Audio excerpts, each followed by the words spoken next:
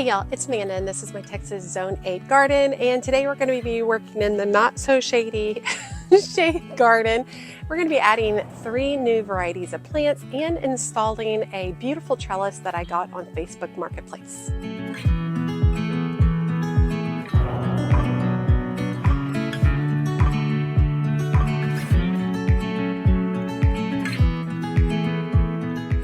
Okay, so I've been working on this shade garden since fall of last year, done a ton of work on it. If you haven't seen those videos, I'll drop those below in the video description. They're super fun. This used to be a completely unused space, literally that had drainage problems and all this stuff. And now I've really turned it into something beautiful. I'm really excited to continue to grow this on this year. Now I've already started some plants in here, which are doing really well. And I've got 3 new varieties. But the first thing I want to do is install a beautiful trellis that I got on Facebook Marketplace. So let me go grab that and bring it in and show you what it looks like. Okay, so this is the trellis that I got on Facebook Marketplace. I got it for less than 50 bucks. It was something like $35. And I'm wanting to install it right here in the center. Now, this is my neighbor's fence, so I really don't want to put any weight, like lean it up against there like that, because that would be unfair since that's their fence. So I've got a couple of these really old basically candle holder situations that I bought from a vintage fair. And I think what I'm going to do is install them and then use zip ties to attach this.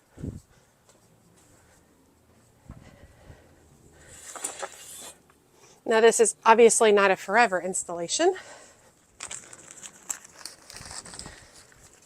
Basically just something as simple as that. And then coming through with some zip ties until I figure out like a more permanent situation for it. But I do want to go ahead and start getting some more plants in here, and to do that I really need to go ahead and have this in place.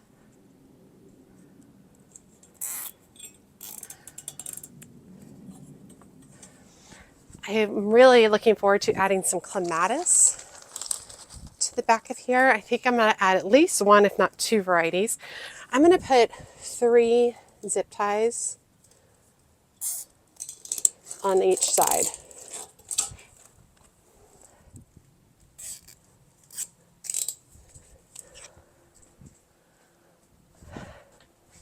Okay, I think that looks really nice. I think this is going to look really good with stuff climbing up it, and this is adding some height to the space, which is definitely something I want. One of the things I still haven't done in the shade garden is install the sail. I really need to do that soon. I keep forgetting to measure and then be able to pick up the sail at Lowe's when I'm there. Yeah, I'll get to it. Okay, I am looking into the sun. It actually feels amazing, so I'm cool with that. When I get the sail installed, there won't be as many issues with the sun.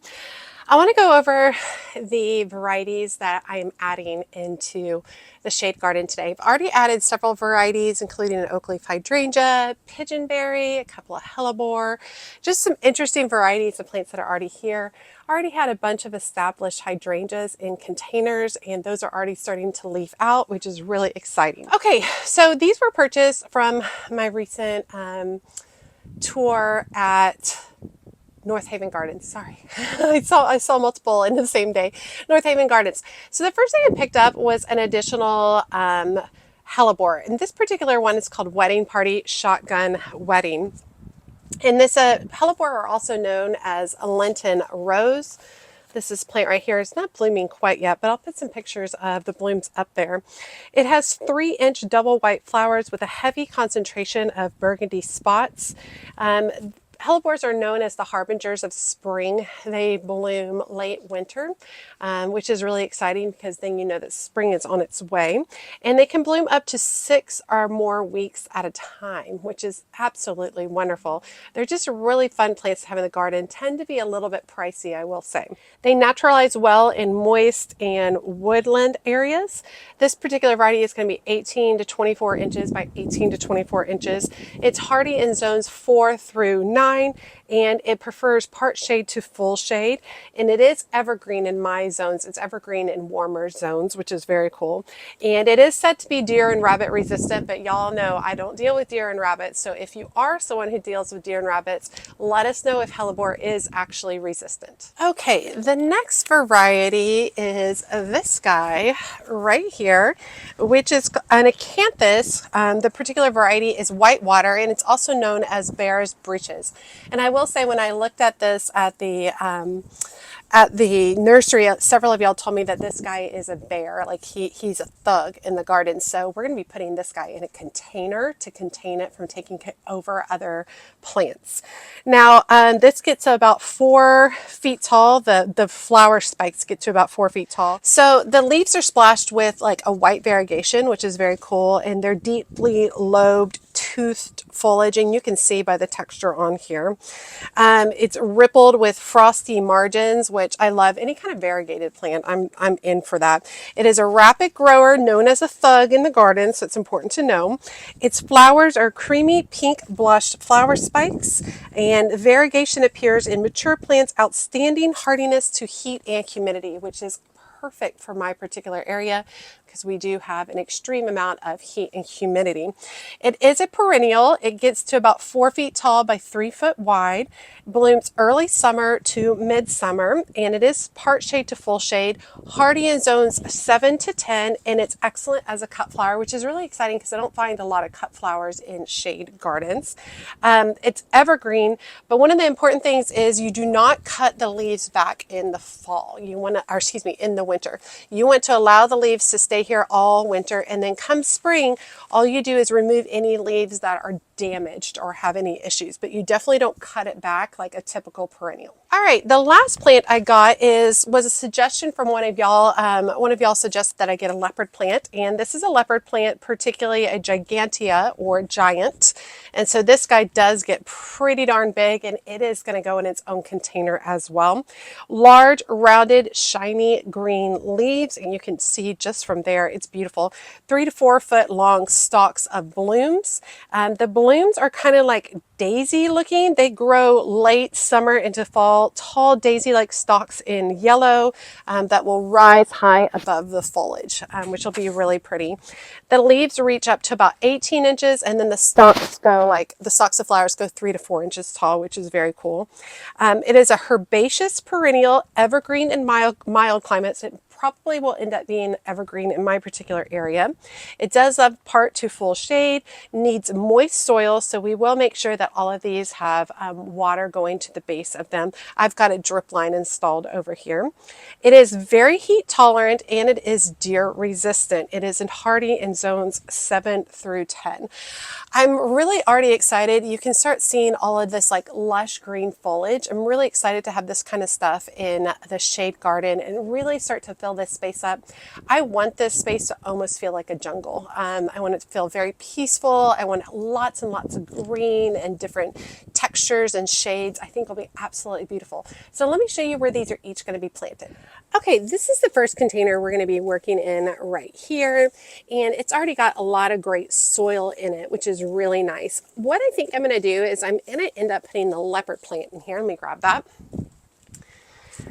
And I'm going to put it towards the middle just like this. Now, I don't know if this container is going to end up staying here or not. I haven't decided for myself, but I do think the height of this container is appropriate for the size of the leopard plant. All I'm really going to look to do is add a little bit of plant tone fertilizer and get this guy planted up. Super simple and easy.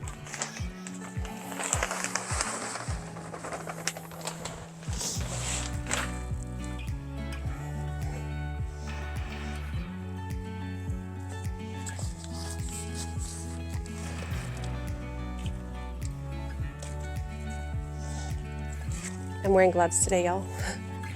My skin's so dry from the winter that I have like cracks in it, so I'm trying to be a little safer with it so that I don't get any infections in the cracks of the skin. Okay, super simple on this. Now, with shade plants, you could go ahead and top this with a little bit of pine bark mulch or any kind of mulch that works well for you. I think I'll go ahead and do that. We are expecting really warm temps for the next couple of weeks. I would not be planting these out unless I was expecting warmer temps. If I was going to expect some abnormally cold temps in my area within the next week or so, I would not be planting this in. I would be waiting, just because when you plant new plants outside, they're not established enough in order to be able to survive, 15, 20 degrees. But the lowest we're getting is about 33 to 32, and we're only going to get to that for like an hour or so. So it won't be any kind of big deal. Let's get some pine bark mulch just to help insulate this a little bit. Okay, I said pine, but it's cypress.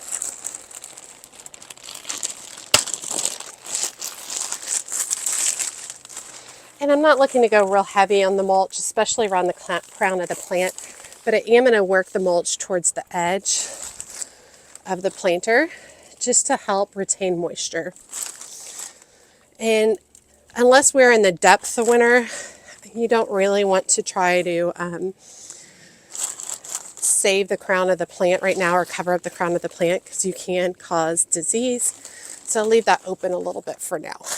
Now, one thing to remember about when you're planting a plant in a container, you might say that it's hardy zones 7 to 10, but when you put it in a container, it doesn't have as good an insulation as if it was in the ground. So you need to kind of treat it like it's 1 or 2 zones colder, that it's going to be that much colder. So like the leopard plant is hardy in zones 7 to 10. So we would have to go a little bit warmer for it. So if you were in zone 7, I wouldn't put this in a container because it might not overwinter. You would be treating that container like it's more of a 5 when it's in the container as compared to the ground. I hope that makes sense for you guys. It's definitely something to consider. You can also, if you decide to plant it in a container, you can just decide to put that container in a greenhouse or bring it in whenever there's colder weather. Okay, so the next plant I'm going to plant is the Acanthus. The whitewater Acanthus. And a little bit about this particular container, it actually has some daffodil bulbs in here, and you can actually see some of them coming up. So I am going to try to be a little bit careful, but chances are, because of how big, I've got at least a 2-gallon pot over there, I most likely am going to run into some daffodil bulbs. If I dig them up, I'm just going to tuck them right back in. I'm not super stressed about it or anything. And I have had other plants in here at times, so I'm going to go ahead and break that up a little bit.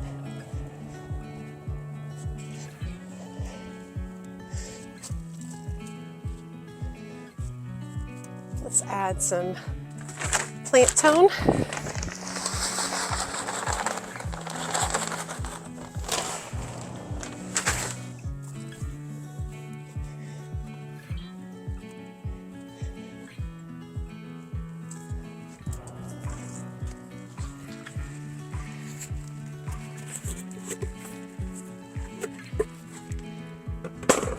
Y'all, look at those roots.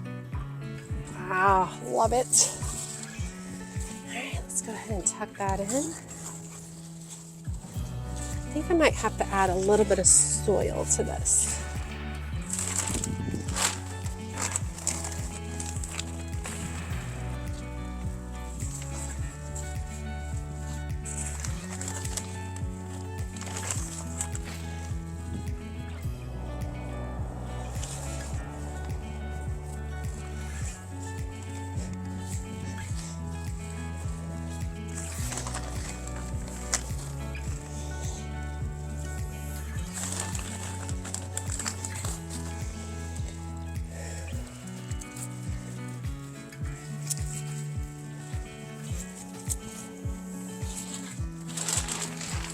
All right, and then we'll go ahead and top this with some mulch as well.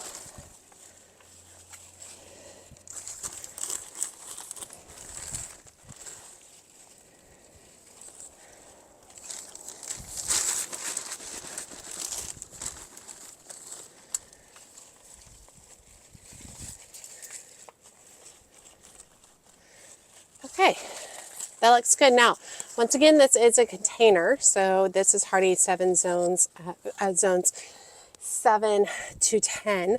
And so my zone is 8A. So technically we're looking at zone 6 in this container. I think it'll be okay. Taking a little bit of a risk because you definitely want to, it's a little bit, zone 6 is a little bit colder than zone 7, which is its hardy one. But if I'm really worried about it, I can bring inside, or I can just make sure it's well watered and insulated with mulch when the hardest parts of the weather come, and it probably will end up being fine. Okay, and the last one we're going to plant is the hellebore, the shotgun wedding.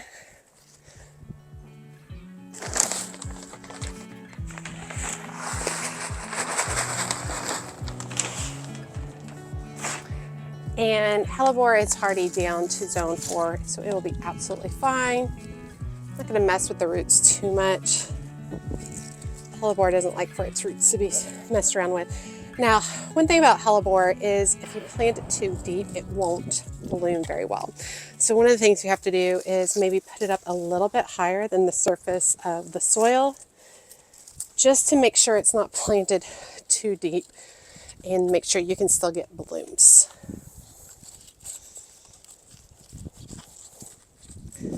Okay, so I have a drip system, this one in particular, which runs to the shade garden, goes down, and I have a closed tube, half-inch tube, or 1-inch tube, I think, that goes all the way around the entire perimeter, including up to this bed. It's all closed.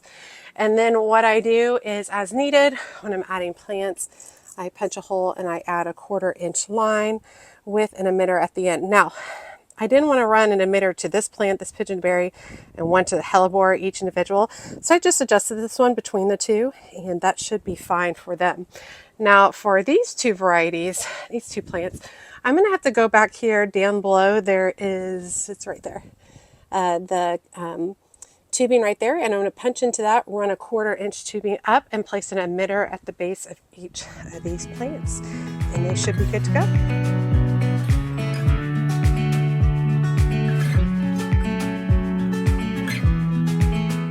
Okay, and basically what I'll do is I'll go ahead and turn the water on to see how much water is coming out of each of these, adjust them, and then stake them into the containers.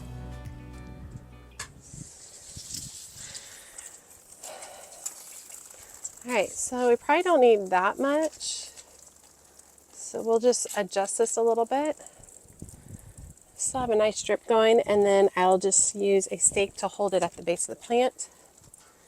Same thing with this.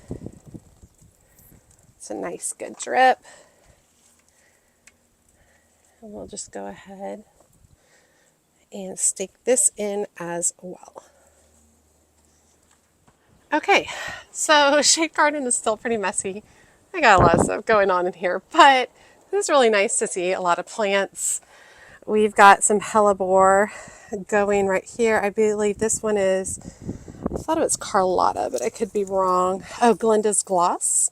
And then I have a Barolo right here, hellebore that's blooming. And then I've got all my tags. This guy right over here, let me see. Let's see the tag. It's, I'll put the name. It has a yellow flower, dark foliage, and a yellow flower. I think it starts with an L right there. And then over here, of course, we have our newly planted hellebore. This right here is pigeonberry and oak leaf hydrangea. Now we've got our acanthus, our leopard plant. This guy will get planted up soon. Over here's all my hydrangeas, which really need to be kind of cleaned up. A lot of this foliage needs to be removed, but you can see that it is starting to green up everywhere, which is super exciting. I really need to come in and add some compost and fertilizer to these, which would be really great. But yeah, looking really good. Do have some over here, including this is a coral bells, doing okay. Ferns not doing so great, but those do typically die back at this time of the year. Okay, I have a Virginia here, which is doing fine. It's putting on new growth down here. It's not quite, I don't want to cut it back yet on the older leaves because I still want these to protect in case we have any more cold spells. But yeah, it's really coming along in here. I think this trellis adds a lot to this particular wall, which is nice. So it's not just fence, having the trellis. And can you imagine having a couple of clematis? The clematis I think I'm putting here are a pink and a kind of dark pink and a light pink. I think would be really pretty. But yeah, it's coming together great. All right, I hope you guys enjoyed today's video. It feels good to be outside getting some plants planted. I'm excited about that, and I'm really looking forward to spring. It's coming. I mean, it's less than a month away for my particular area, which is really, really exciting and really great. Starting to do some work in the shade garden feels really nice. I really just need to do almost like a cleanup day in the garden, putting stuff away because I'm the worst about leaving stuff out. That's probably one of my biggest issues as a gardener is I leave out all the things. I'm so organized in so many ways except putting things away. But I hope you guys enjoyed today's video. Let me know if you grow any of these 3 new varieties, the hellebore shotgun, the acanthus, and the leopard plant. Let me know if those are anything that you've grown in the past and if you have any tips regarding it. As always, make sure you like, comment, and subscribe to the channel. Every time you guys drop a comment, it helps grow my channel. Even if you just drop a sweet emoji, that would be amazing. And please make sure that you check me out on my social media outlets, including Instagram, Facebook, and TikTok. As always, she's a mad gardener or decorator or anything else that she wants to be. Thanks, y'all.